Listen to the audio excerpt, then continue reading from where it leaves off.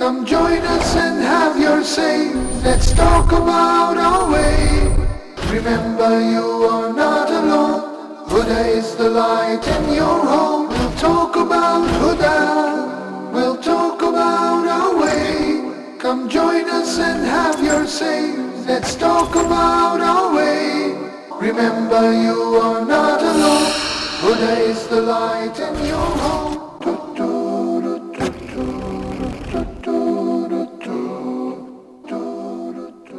It's 8:30 in Nigeria, 9:30 in Gaza, and I believe 11:30 in the Gulf. But you know what time it is. It's time for Viewers Pulse. You guys, thank you for tuning in to Viewers Pulse and Huda TV in general. I hope you certainly enjoyed Dr. Salah's live episode of Ask Huda about an hour and a half ago.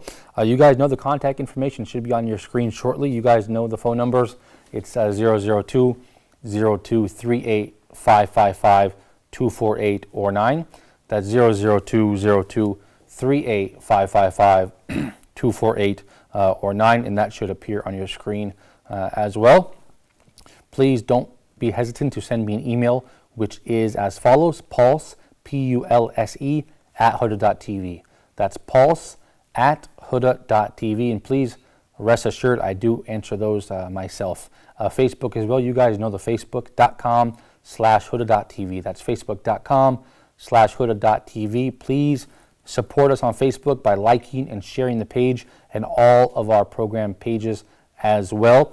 Don't forget Skype, you guys. We set that up just for you guys to call us absolutely free of charge by video call as well. And you can, by using this ID, Huda_TV, that's Huda_TV, you can certainly participate in all, that's right, all of the Huda TV programs, including, yes, Ask Huda, The Straight Path, Let's Talk, Viewers Pulse, and our new program, inshallah, starting this January, by the will of Allah, the Ummah tonight, inshallah. Having said that, I have a lot of news here to report. That is Huda TV news. But before I really get into that, I don't think it would be appropriate without mentioning a few words of support and condolences for the dear Muslim people of Palestine and in Gaza. As you know, for the last several days, they have been under siege by the monstrous and aggressive Zionist military machine funded by the United States taxpayer.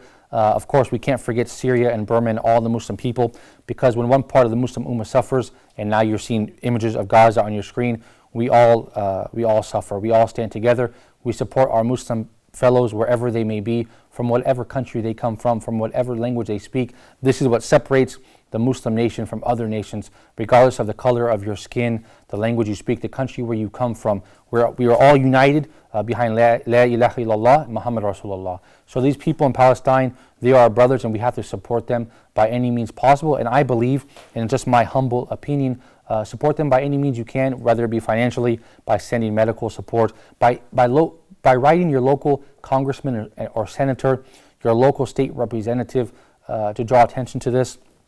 Do whatever you can, because they are certainly in need of our support now, as you can see the images on your screen. I highly recommend personally to those of our viewers in the United States and Canada and the UK as well, write to your local senator, write to your local congressman, and to your state senator as well. Make some noise about it. It's within your rights to do so. So it's your obligation as well. You know, we have a responsibility to help the Muslim people wherever they are. So certainly do so. Help by any means you can. So it's tragic. This thing keeps happening year after year. As a result of this, we've launched a program. I hope you were able to see it last night. Gaza Massacre, which will be airing at 10:30 p.m. Mecca time tomorrow, as well as it aired last night, okay? Hosted by Brother Osama Shami. We had a variety of guests. It's really the point of this program is to play our part in the media, to draw attention to this calamity by spreading the word and by shedding light. As you see the images here, certainly something very, very sad, devastating. And unfortunately, it happens year after year, multiple times per year even. So like I said, I believe it's incumbent upon all Muslims, especially American, English, and Canadian Muslims who have some say in the political movement in their countries, to write to their local senators and support them by any means possible. And I'm sure those images that you see now are touching you, subhanAllah. We have a special phone call from American Muslim, Dr. Rami. He's actually a student as well, a professor at Canadian International University from Pennsylvania, I believe. Thank you, Dr. Rami. Assalamu alaikum and welcome to Viewers Pulse. Walaikum salam wa barakatuh. Thank you so much. I appreciate your call. Dr. Rami, tell me a little bit about the Muslim movements in America, the Muslim people there in the United States. What actions are they taking in order to shed light on the problems that we are facing in Gaza? And can you speak about that a little bit? Oh yes. I mean, honestly, as of now, I mean, luckily, I mean, in the recent years, we've actually, congregated more. We have a lot more. We have a lot of more, Islamic conferences in order to address these, these concerns as to what's going on in the Middle East. And we try to protest as much as we can at the United Nations to try to promote awareness of what's going on in the Middle East and how we shouldn't be ignored. A lot of the leaders, especially like Obama, President Obama in the States, and a lot of the European leaders as well, tend to turn a blind eye to what goes on to the Middle East in support of Israel. And sometimes we feel that it's just absolutely not, especially what's going on with Gaza right now, with 105 people that have already died this week. And it just, I mean, the amount of lack of awareness that's, lack of support that's going out to them is just, it's unacceptable. Dr. Rami, do you think that will ever change? I mean, do you think that the Muslims of America will ever become more influential and have a stronger voice? I hope so. As opposed to it's going to change or not, I mean, that's what we're working for right now, and we're hoping it's going to change eventually, but I mean, it's going to take a lot of hard work, especially, post 9/11, our credibility is kind of down the drain, but we're working towards building back our reputation and improving, and trying to teach people, the correct fundamentals of Islam, and hopefully through that, inshallah, we'll be able to, better, teach the American society about us, and hopefully that way we can promote awareness and hopefully have more support for our Palestinian brothers and sisters that are unfortunately going through that battle alone in Israel. Thank you so excellent points, Dr. Rami. I always say it's important to write to your local senator and to be politically active in some regard, because living in the United States, you do have some political say and voice there. Do you agree with me? Do you think the average Muslim should be writing his senator and congressman and state representative and try to make some noise about this? No, absolutely. I mean, a lot of us do right now, and we try to even sometimes, I mean, when we see something in the news, we try to boycott it. We try to even write to some of the even corporations like AT&T when they sometimes make a statement that, that disregard us. But the problem is a lot of the times we don't, the unfortunate truth is we don't get a response back. But I mean, it's just a matter of persistence, and we have to keep on trying and not to give up. And hopefully one day, inshallah, Allah will help us, and we'll be able to finally, have a say in what goes on. Yeah, I certainly couldn't agree with you more. Now, brother, I believe in Pennsylvania there's a very active Muslim community there. I'm sure in the local mosques and community centers, when these things happen, there's fundraising and things like that going on, isn't there? Yes, there is. I mean, where I am from particular, we're not a large group, but I mean, there are a lot of organizations as well, especially in New Jersey as well. When I go out there, there's a lot of there's a lot of mosques, there's a lot of organizations, there's a lot of conferences that go on to try to gather us together. So, I mean, there's even a group called EAG, I believe it's the Egyptian American group, and they're working towards, trying to promote a democratic future for Egypt as well. SubhanAllah, excellent. Dr. Rami, having said that, I mean, the American Muslims, they are in a difficult situation, being that although they are full citizens of the United States, they're under constant suspicion, and they're kind of deemed as traitors immediately, aren't they?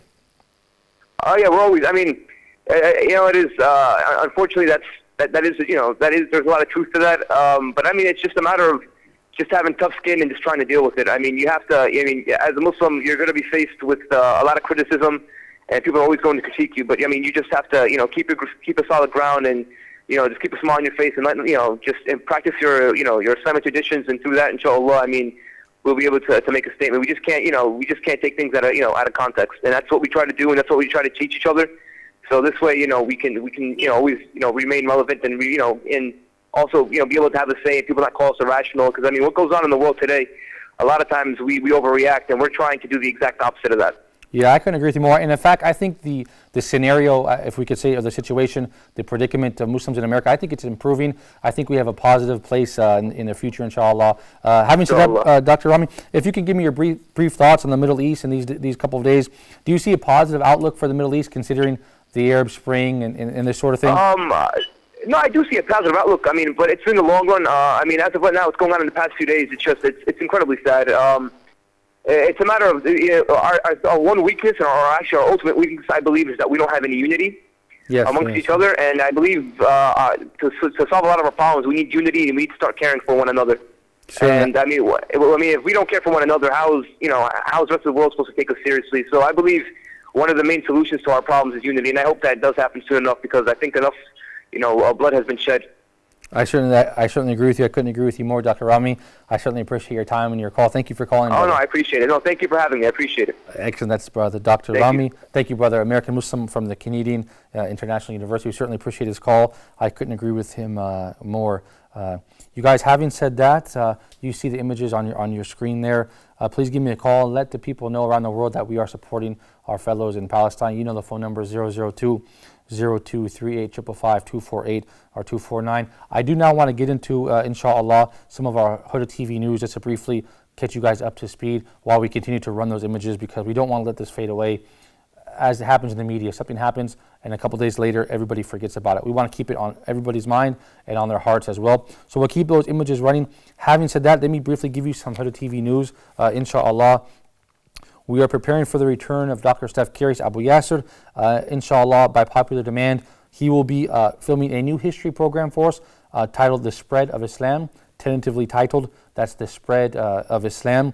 That will be similar to his previous program, which we received a great positive feedback from that. So keep an eye out for Abu Yasser, Dr. Steph Karis, coming back to film more with us, inshallah. He also has filmed, inshallah, from what I understand, a program titled 30 Days and 30 Nights, a European Ramadan. This featured him traveling throughout Europe, in the month of Ramadan, having iftar in different communities, in different cities, and in different countries as well.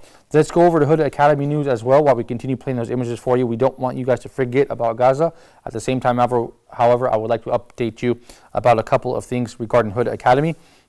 The web technician and engineer, Brother Omar Shear, just recently informed me this evening, Aqidah 2, level Aqidah 2, level 2 Aqidah with Dr. Muhammad Salah is now available for those people who have completed Aqidah 1. Let me say that one more time. Aqidah level 2, taught by Dr. Muhammad Salah, is now available on Huda Academy if you have completed Aqidah 1. The same goes for Tafsir 2 with Sheikh Ibrahim Zidan. It is now available online at www.hudaonlineacademy.com. If you have completed Tafsir 1, you can go to Tafsir 2, inshallah. So please go ahead and do that and register for those classes as soon as possible. We have a special phone call, a special guest, inshallah, Dr. Ali Sheikh. He's a doctor in English literature and American literature. We're very pleased to have him. Assalamu alaikum. Welcome to the program, Dr. Ali. I certainly appreciate, Doctor, you taking time to spend with us. Doctor, I wanted to have you on the program a little bit to talk about the importance of English language Islamic media, especially considering the massive propaganda campaign against Islam, which this propaganda machine is used against us, especially in these times when we see problems throughout the Muslim world in Gaza and Burma, in Syria. So perhaps, Dr. Ali, you can share your thoughts on the importance of Islamic media in the English language. Thank you for inviting me to this wonderful channel. A light in every home. Yes, English language is very important, and the Prophet advised us to learn other languages in order to spread, Islam here and there. I once was a visiting scholar in IUP, and they asked me, I will give you an example of how language is very important. They asked me to give a presentation entitled "The Position of Women in Islam." I kept speaking about the position of women in Islam. I saw tears in the eyes of American ladies, and immediately after the session, I remember a lady approached me and asked for a copy of the translation of the Holy Quran, and I gave it as a gift. You know what? Teaching language is very important. English language is very important from the media here and there, and yes, of course, Doctor. Can you hear? Are you still with me, Dr. Ali? Yes. Oh, okay, excellent. So we could say in general, learning other languages and acquiring linguistic knowledge is important because we're spreading the message of Islam all around the world. Having said that, what is the role of the English language Islamic media with regards to Gaza right now? What should the English language channels, Islamic channels, be doing in order to spread? You know, brother, it's a coincidence. I am an MP, a member of parliament. I'm sorry for interrupting you. No, go ahead. Allah يبارك في عمرك. I'm an MP, member of Shura Council. Today we, you know, Mr. Speaker asked us for an urgent session about Gaza. And yesterday a delegate went there. We plan to go there regularly, you know, on group by group, to give moral support to our brothers in Gaza. And of course, the media is very important, you know, to spread the issue of Gaza here and there, you know, throughout the whole world. Dr. Ali, do you think Egypt will now, I know you're based in Egypt as well, do you think Egypt will now play a bigger and better role and a positive role in helping the plight of the Palestinian people? Because we all have to admit in the past they were complicit in these terrible crimes. This is what I said today, brother. You know, there is a great difference between the 2008. You remember the attack on our brothers in Gaza and the 2012.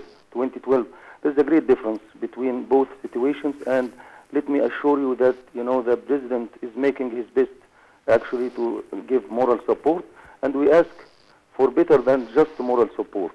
For, you know, they need medicine, they need food, they need everything. They need weapons to defend themselves. Yeah, of course, full support. So you would say the difference this time around, I believe we lost the call with Dr. Ali Sheikh. It was a really wonderful call. I certainly hope that we can get a hold of him again. Inshallah, Dr. Ali, thank you for your call. I had so many more questions for you. We have Sister Asiya from the KSA. Assalamu alaikum, Sister. Thank you for calling Viewers Pulse. Wa alaikum salam rahmatullahi wa barakatuhu. Brother, I was been promised to give a scholarship for Huda Academy. Oh, okay, Sister. And you haven't received it yet? Yeah, and I'm eagerly waiting for that. I mean, I just wanted to confirm the brothers have taken my right email ID, or do they having any problem for that or something? That is why they have not sent. I just wanted to check it off. That's why I called. Sure. It's not a complaint, but I wanted to just say it to whether I have given the right information, it had reached them or not. Sure. Sister Asiya, thank you for calling. I'm sorry for the delay. However, I'm sorry, Sister. I lost my train of thoughts. Yes, Sister Asiya, about the Huda Academy scholarship. Please, if you can just give us a couple of days to organize that, and as long as you've given your email to the brothers in control, inshallah, you will receive the information soon. And that goes for everybody who won a scholarship to Huda Online Academy. Thank you so much, Sister Asiya, for your patience. We have another special guest, a regular contributor to Viewers Pulse, our dear friend, Brother Ashraf El-Kilani. We certainly appreciate his phone call. Assalamu alaikum, and thank you for calling, Brother Ashraf. Wa alaikum assalam. It's my pleasure. How are you, Malik? Hey, alhamdulillah, brother, we're doing great. You know, the thing is, this program, we always like to bring news for Huda TV, what's going on, but we didn't feel it was really appropriate to only talk about this sort of thing when we have all these problems going on, this aerial war against Gaza. Yes. So really, we want to know your opinion, brother, and perhaps you can give some advice to the individual Muslim, what he or she can do to show solidarity to the Muslim people of Gaza. Actually, regarding the subject you are talking about, of course, it's very sad for every Muslim who feel the brotherhood with other Muslims in the different countries. What we had seen in Gaza from the massacres and murdering by this Jewish enemy. On the individual level, we can do a lot of things. For instance, the praying, this is the main thing, praying for Gaza, praying for Allah that He supports them and accept their martyrs. Also, we can do the strict boycott for the Jewish products. We can publish the aggression and the siege which is imposed on our people in Gaza and their news throughout the live broadcast of the program and the forums that talked about the subjects, the distributions of papers or essays which urges the people to donate to our people in Gaza, using the telephone messages, the mobile, in order to remind our families and relatives with the subject of Gaza. We can also publish the implication of the blockade, the death of the children, the old people, the pregnant mothers, and we can publish these things all over the mass media and social media in order to make the people realize or understand or feel what are really happening in Gaza. The people are defending themselves and they are defending their land. They didn't start the fight. SubhanAllah. Brother, you mentioned some economic action. I really like what you said about boycotting Israeli and perhaps American products, Brother Ashraf. I mean, how important is that? I mean, the Muslims make up a fifth of this planet. Why can't we simply get together and boycott these products and companies and products that come from these countries, rather? I think that would have a great effect, don't you think? Of course, it will not be a suddenly boycott. As you know, most of the Arabic countries, most of their products are coming from outside, from USA, from some of them come from Israel, as I think. But we have a very special weapon, which is the petrol. So, yes, like the King Faisal did during the War of October. Yes. He, let's say, stopped the bombing of petrol to USA, and we see the demonstrations that the petrol barrels was raised to its highest level of cost. He bring them to their knees, the whole world. Yes. Why we don't do this? Why? Yeah, so I agree. He brought the whole Western world to their knees with that, I believe. What about political action, brother? I mean, why don't people all around the world, if you press your local politicians, your senators, your MP, your parliamentarians, I mean, I think this will have a great effect as well. Yes, actually, we see some of the Arabian delegations from Egypt and from other countries, I don't remember right now, which came to Gaza Strip and share the people with their coming and supporting them. And of course, they have the right to defend themselves. And President Morsi, I think, announced that today it will be the end of this little war between Israel and Gaza, as I think they will try to put some political and diplomatic solution or diplomatic treaty between the two parties in order to cease fire between the two parties. Yeah, inshallah. Brother, back to what you said about boycott, if I can keep you on the line, Brother Ashraf. By the way, I'm against all this stuff when Muslims buying iPhones and wearing Nike and all this stuff. I'm against this personally. I don't think this is good. We're giving, they're killing us, and we're giving them their money. We're giving them our money. That doesn't make sense to me. Brother, I also say this. Consumers, the Muslim world, we became the biggest consumers.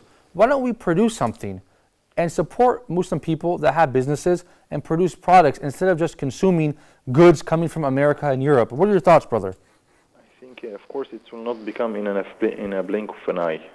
We should, let's say, improve our education, improve our service to the citizens, and where the citizens can feel that he belongs to this country, and he do his utmost efforts in order to give the ability to his country to produce local products, which is can be, let's say, popularly or can be spread all over the world. But in meantime, we take our food from them.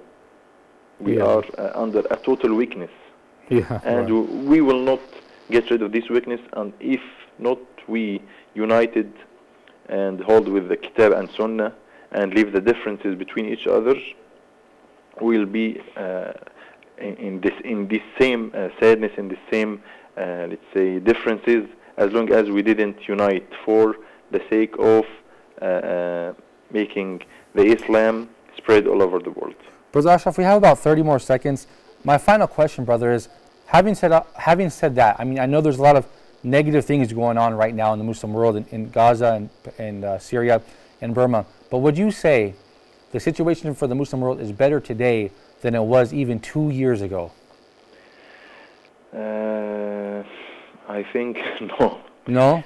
But what about the political change in the Middle East? I mean, don't you think this will have a long-term positive effect? Of course, what have been missed or what have been destroyed for over 60 years from the let's say the intellectual war, which have been done by the government, especially in the Arab countries, which were supporting the Israeli sides and the American sides, and they allow them to do what they want in the, let's say, the educational institutions, yes. Controlling the studies and the lessons. We can say, let's say, omit this and put this ayat is urges on hating. Okay, we can miss them or delete them. So what have been destroyed for all over 60 years, it will not be built in one day. Yeah, of course. Replaced in one day. Certainly, I couldn't agree with you more, Brother Ashraf Al-Kilani. Thank you for your call, brother. Thank you, man. That's the end of our program. I look forward to seeing you next week, inshallah, if you're available. You guys at home, thank you for watching Viewers Pulse. Again, don't forget to support your Muslim people in Gaza by doing whatever you can do, whether that is, donating money for medical supplies or just writing to your local representative, your congressman or state senator. Having said that, I look forward to seeing you guys next Sunday, inshallah, at 10:30 Mecca time, if we're still around. So until then, I leave you in the care of Allah. Assalamu alaikum rahmatullahi wa barakatuh.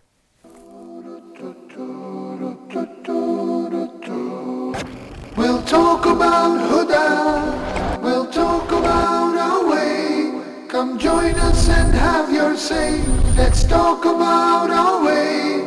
Remember, you are not alone. Huda is the light in your home. We'll talk about Huda, we'll talk about our way. Come join us and have your say. Let's talk about our way. Remember, you are not alone. Huda is the light in your home. Muhammad on Islam has been larger than the combined influence of Jesus Christ and St. Paul on Christianity. It is this unparalleled combination of secular and religious influence which I feel entitles Muhammad to be considered the most influential single figure in human history. W. Montgomery Watt in Muhammad at Mecca, Oxford, 1953. His readiness to undergo persecution for his beliefs, the high moral character of the men who believed in him and looked up to him as a leader, and the greatness of his ultimate achievement all argue his fundamental integrity. To suppose Muhammad an impostor raises more problems than it solves. Moreover, none of the great figures of history is so poorly appreciated in the West as Muhammad. Thus, not merely must we credit Muhammad with essential honesty and integrity of purpose, if we are to understand him at all.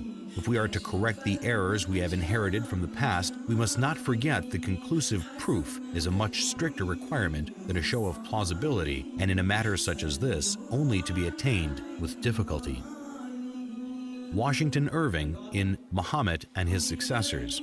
He was sober and abstemious in his diet and a rigorous observer of fasts. He indulged in no magnificence of apparel, the ostentation of a petty mind, neither was his simplicity in dress affected, but a result of real disregard for distinction from so trivial a source. In his private dealings he was just. He treated friends and strangers, the rich and poor, the powerful and weak, with equity, and was beloved by the common people for the affability with which he received them and listened to their complaints.